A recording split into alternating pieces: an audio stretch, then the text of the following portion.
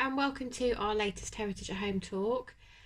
This talk has been inspired by the fact that we have just passed the anniversary of the change in law that meant all men and women over 21 could vote in Britain. So that was on the 2nd of July 1928. And we've looked at the story of some of Eastbourne's extraordinary women before. Today we're going to look at the story of suffrage in Eastbourne.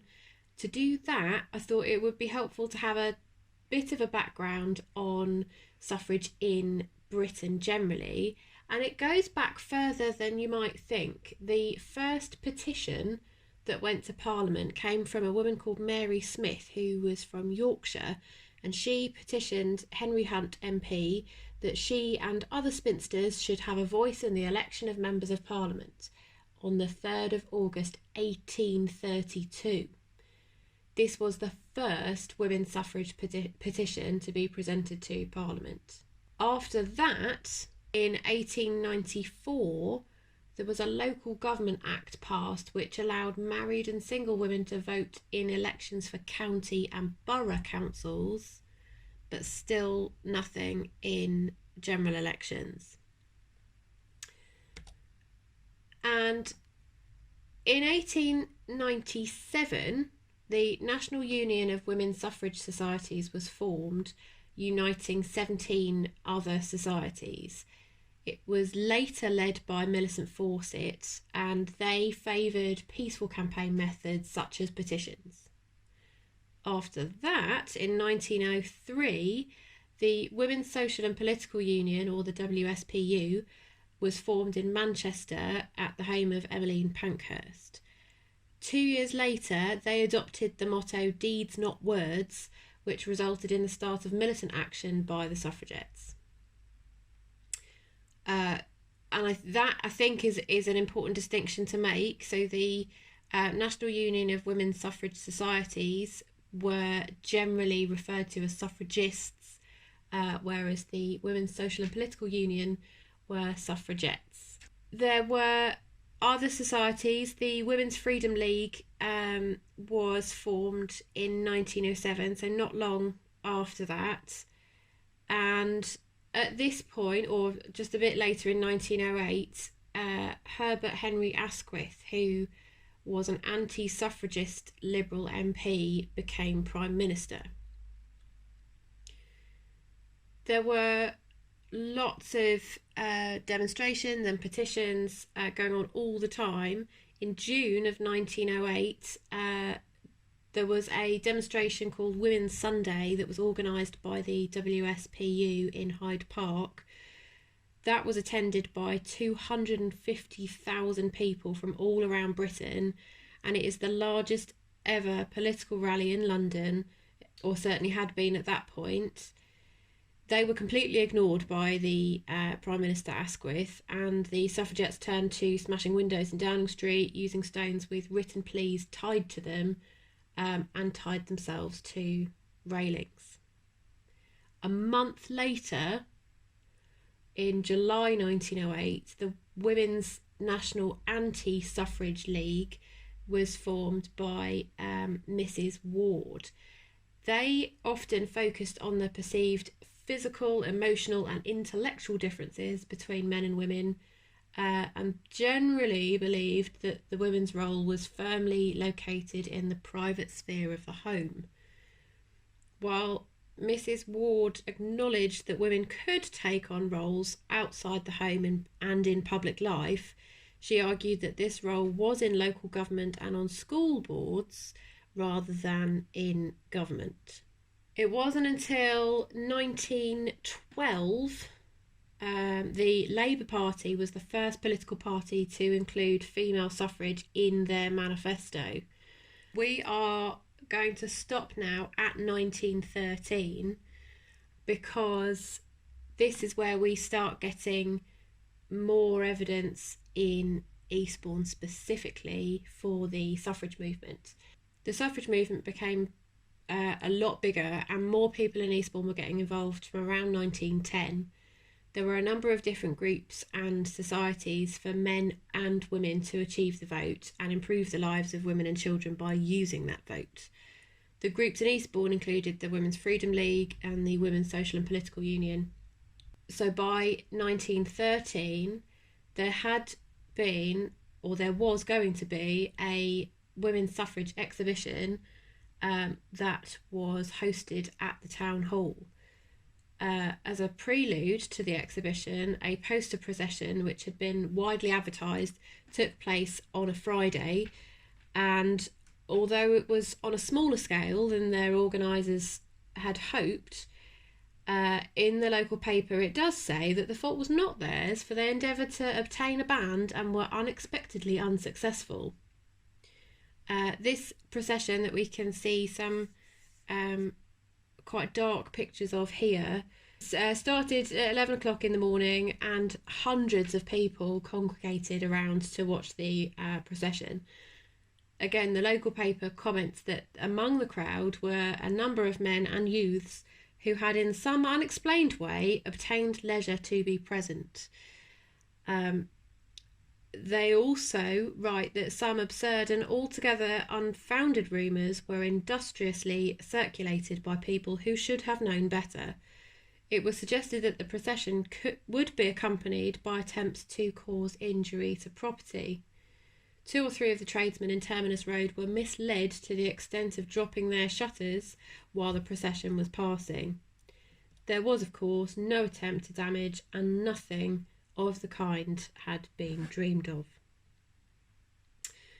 The exhibition itself, the point of that was to demonstrate the extent of the women's suffrage movement, the magnitude of its organisations, and the number of its journalistic, literary, artistic and other activities. The exhibition was organised by the Men's League for Women's Suffrage, and Mr. Priluka, who you can just about see at the top of this picture here, was the chair of that organisation. They had received encouraging messages from the Bishop of Lincoln, Lady Brassey, Sir John Cockburn, who was the ex-Premier of Australia, Mrs. Fawcett, who we'll find out a bit more about later on, and Miss Ellen Terry. The chairman referred to the work which the organising committee had performed and the distinction that Eastbourne received in being chosen as the first town for such a unique exhibition. It was attracting the attention of the world, judging by the messages received from France, Germany, Switzerland, Sweden, and again in the newspaper report about it they say, and even Bulgaria. Not sure why Bulgaria needed an even. The success of the exhibition in Eastbourne meant that its carrying out in other cities in England and probably also on the continent was quite likely. They, in this exhibition, were also keen to make the distinction that this wasn't just about women getting the vote in Britain. It would also be the lever to helping the oppressed and the suffering, to improve the lot of the sweated woman worker, and to bring a gleam of light into the lives of thousands of little children. So already suffrage in Eastbourne is attracting a mixed response from members of the public. Some of that might have come from the reporting in the newspaper. This headline here, Vandalism and Arson, Suffragette Outrage in Eastbourne Church. What it's referring to, the story is about a fire and vandalism that took place in St Anne's Church, which was in Upperton. The fire was discovered to have damaged the organ, and the letters VOTE were scratched into a painting. However, despite this large headline accusing suffragettes of causing the damage, later on at the bottom of this article it states that there is no clue to the perpetrators of the outrage. This clipping, the only reason we have this newspaper clipping is because it was kept by a man called Sidney Fillery, who was the organist at St Anne's Church. So after this report, the reporter from the Eastbourne Gazette was sent to visit somebody from the WSPU and spoke to Miss Goldingham, who was the honorary secretary there, to see if they had any response or information about this incident. And as we can see here, her emphatic reply was, "We know absolutely nothing whatever about it. I noticed that Captain Hounsome recalls the fact that other fires have taken place in churches here before the suffrage movement entered its present phase. It's quite probable that this fire was an accident like the one at St Peter's a year or two ago." So already we're getting these big, quite sensationalist headlines with no clue or proof to the perpetrators of the outrage. And we have yet more outrage in the same year, this is still 1913, from the fact that between January and April 1913, 4 London newspapers were posted into postboxes opposite the pier, the postbox at the junction of Cornfield and Terminus Road, and another postbox just outside the post office. 2 were addressed to the Prime Minister, 1 to Lloyd George, and the other unnamed, but all sent to the House of Commons. Inside each newspaper were tubes of phosphorus, and each burst into flames when the postbox was emptied. Again, a news reporter was sent to the Women's Social and Political Union office in Grove Road, and they commented that the indifferent are culpable, and that if women of the country could not get redress for their grievances in any other way, there was nothing else for women to do but to adopt these methods. So the difference here is that it sounds like perhaps the WSPU did have something to do with the flaming newspapers in these postboxes. Now we're going to stick with the WSPU for a minute, because we've also been finding out about a woman called Mrs. Sanders, and she was the financial secretary of the Women's Social and Political Union. She lived in Melbourne Road, but their offices were in Grove Road. She was sentenced on the 17th of June 1913 to 15 months in the 3rd Division, which meant that as a prisoner, she was sent to Lewes Prison. She had to clean the other cells for conspiring to commit damage and inciting others to commit damage in connection with the militant suffragette movement. She was shortly after that released from Lewes Prison on licence for a week under the Cat and Mouse Bill, which had come into force in April that year. The Cat and Mouse Act was for the government to be able to deal with the problem of hunger striking suffragettes. It allowed for the early release of prisoners who were so weakened by hunger striking that they were at risk of death. They were recalled to prison once their health was recovered, where the process would begin again. The pictures that we can see here are of her being released on this licence.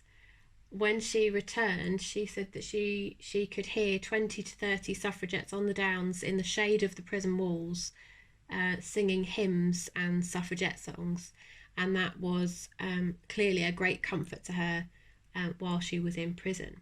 So a year later, we've got more news of Eastbourne suffragettes in prison. This time they have been sent to Holloway Jail. Now, these were 2 suffragettes.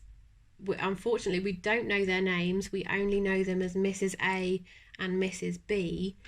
They had been part of the attempt headed by Mrs. Pankhurst to present a petition to the King, and had got arrested at that time. So like I said, they were both sent to Holloway Jail, where they continued the hunger strike that they had begun at the police station.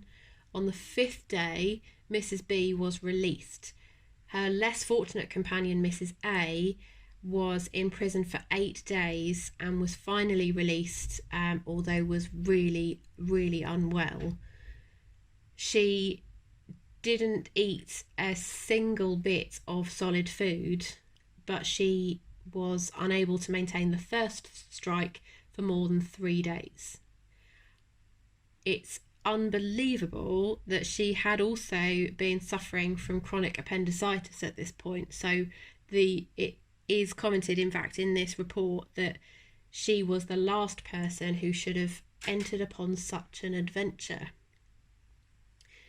In this report, there is a bit of writing from Mrs. B, and she wrote that we made our way towards the Wellington Arch, where a large number of police, some on foot and some mounted, seemed to be waiting for us.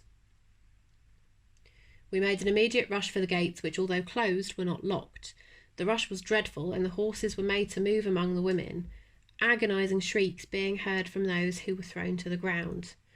I had no sooner passed through than a bulky policeman, without any warning, threw me down at full length on the pavement.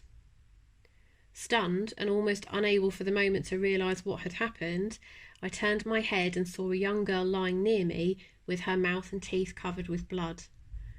I jumped up, soon recovered, and walked along Constitution Hill. We then found a few more women who'd been able to get through and made another effort to reach Buckingham Palace. The police would not arrest us, but would not let us proceed along the road. They lifted us up and put us over the low railings among the crowd. I was wearing a new pair of gloves, and one of the fingers caught the edge of policeman's stripes. Possibly he thought I was going to tear off his stripes, but I had no such intention. Suddenly he struck me a violent blow just below my right collarbone. At the moment, I felt as if my collarbone had been broken and my right arm seemed paralysed. My companion agreed with me not to go home without making a protest against the arrest of Mrs. Pankhurst and against the treatment of the women by the police. We made our way to the house of a friend, where we met several women who had undergone similar treatment, and we all determined not to let the matter rest there. At 9 o'clock, we sallied forth, determined on some act of protest, but without any definite course of action in view. Finding many hooligans around Charing Cross, we decided to proceed by bus and made our way to a police station. Here, I gathered my strength and deliberately threw a stone at what appeared to be a half-a-crown window pane. The deed was done. We were arrested and confined in separate cells. We remained in the police station until between 3 and 4 o'clock on Friday afternoon, when we were taken to Bow Street Police Court. The window was declared to be worth 40 shillings, and we were both sentenced to pay that amount plus costs, or to undergo several weeks' imprisonment. We were taken to a cell where there were already several suffragettes awaiting the arrival of a car to take them to Holloway. We all refused our names, as we had done ever since our arrest. There was a great confusion owing to the fact that the sentences got mixed up, and for days afterwards several of the prisoners had the wrong sentences on their cards. We all continued the hunger strike which we had started since our arrest. The cell contained a small bed only 2 or 3 inches off the ground, a chair, and some tin pots which were meant for a toilet service. During the next day, cheers were raised for Mrs. Pankhurst and responded to from all parts of the prison. This continued for several days until the voices began to falter, and only here and there a weak voice would try to cheer, as few still had the strength. The only thing we could hear distinctly during the last few days were the agonising shrieks of those who were being forcibly fed. No words could express what those shrieks conveyed to me. I kept thinking whether it was possible that these conditions could go on. What were the people outside those walls thinking about the matter? It then occurred to me that they did not know. Now I knew the need for this fight, as only those who have gone through the experience of prison can know. Was I going to be crushed by this hand of tyranny? My body might be crushed perhaps, but only when life itself shall have ceased will I give up the fight for this cause. So it would be amazing if we could find out who Mrs. A and Mrs. B were, but we do get an insight into some of the experiences that these normal women from Eastbourne went through as being part of the suffragette movement. So Dame Millicent Garrett Fawcett was the head of the National Union of Women's Suffrage Societies, and in 1916 she visited Eastbourne and held a meeting at Ravenscroft School. And again, the title for her talk, as it was reported in the local paper, was Non-Militant Suffragist. The actual title of her talk was The Status of Women After the War. She maintained in this talk that some of the predictions about mass unemployment at the beginning of the war had not come to pass, and that the National Union of Suffrage Societies had suspended their political ends for now.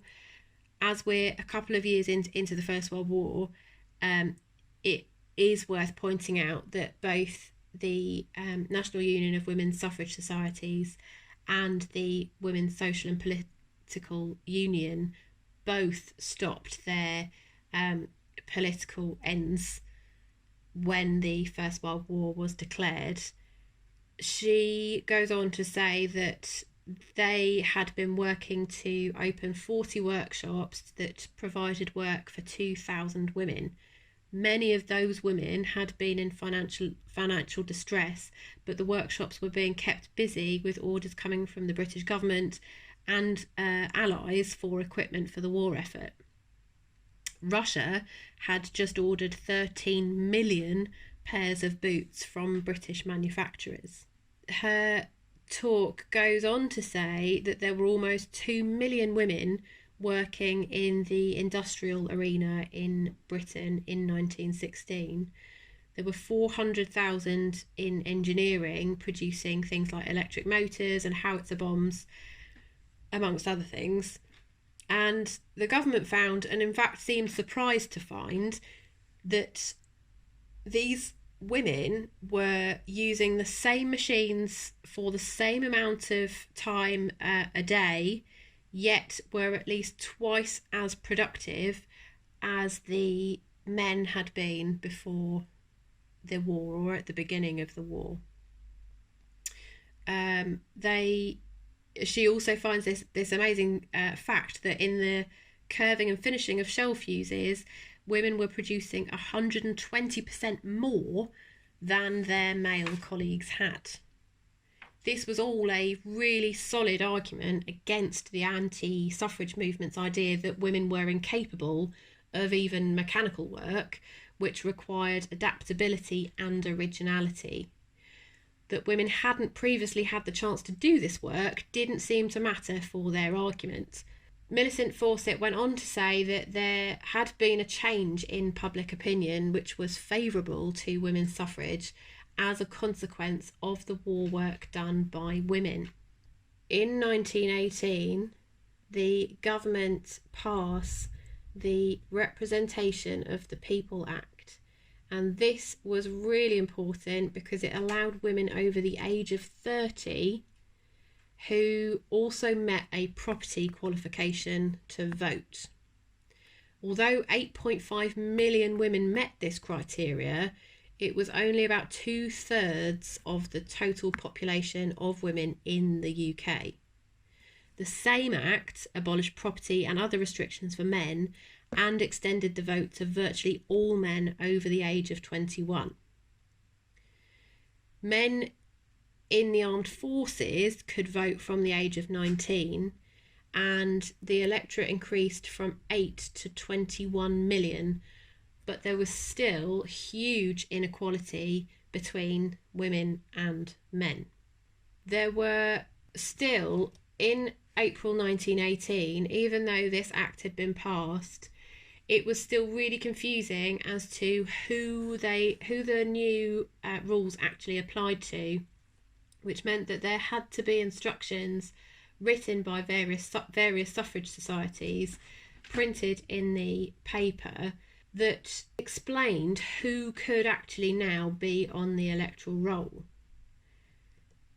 There were other letters explaining how unfair it was that an unmarried woman over 30 who was a lodger was denied her place on the electoral roll, because if the furniture in her room belonged to her and she'd paid rent for her room, she should definitely still be on the electoral roll.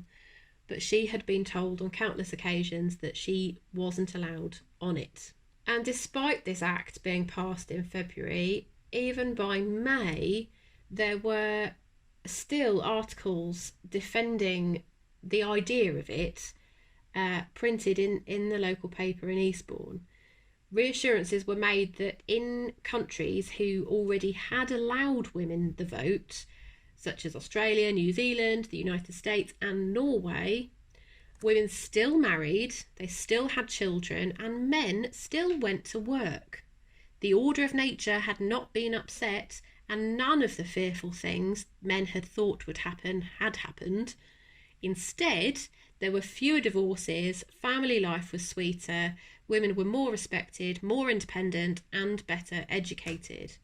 They sent better men to Parliament, and women introduced a seriousness into the business, and election day was characterised by less riot and more sobriety. But although there were many men and women who were delighted about the change in law, there were still warnings attached.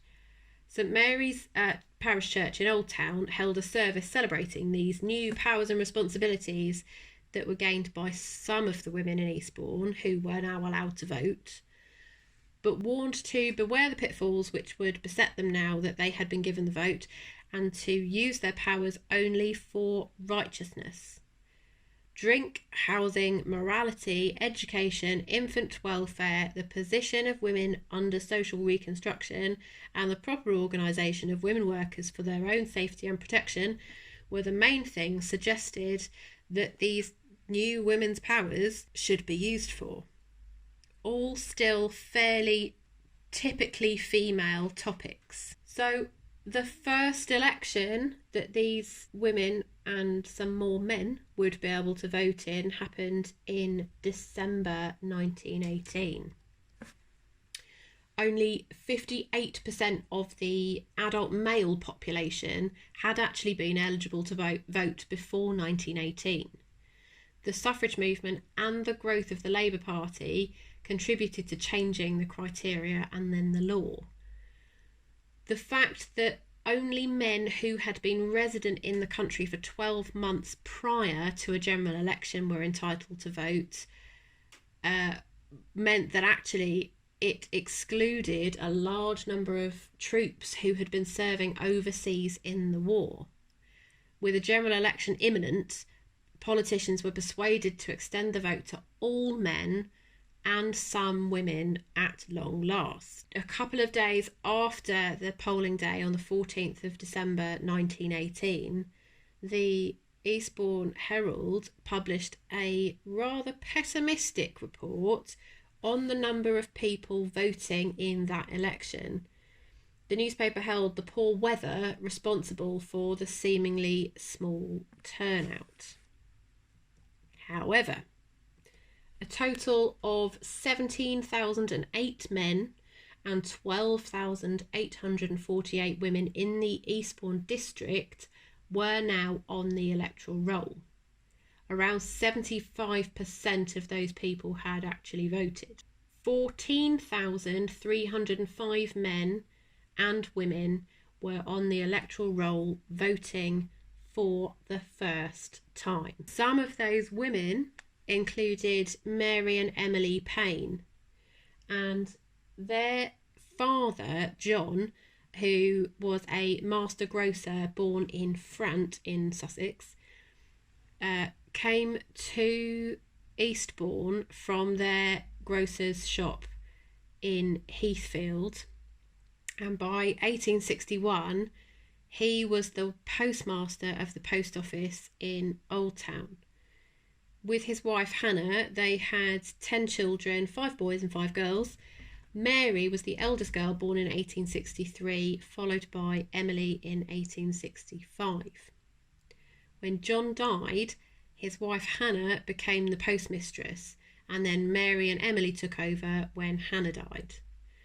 By 1939, Mary had retired and Emily was running the post office.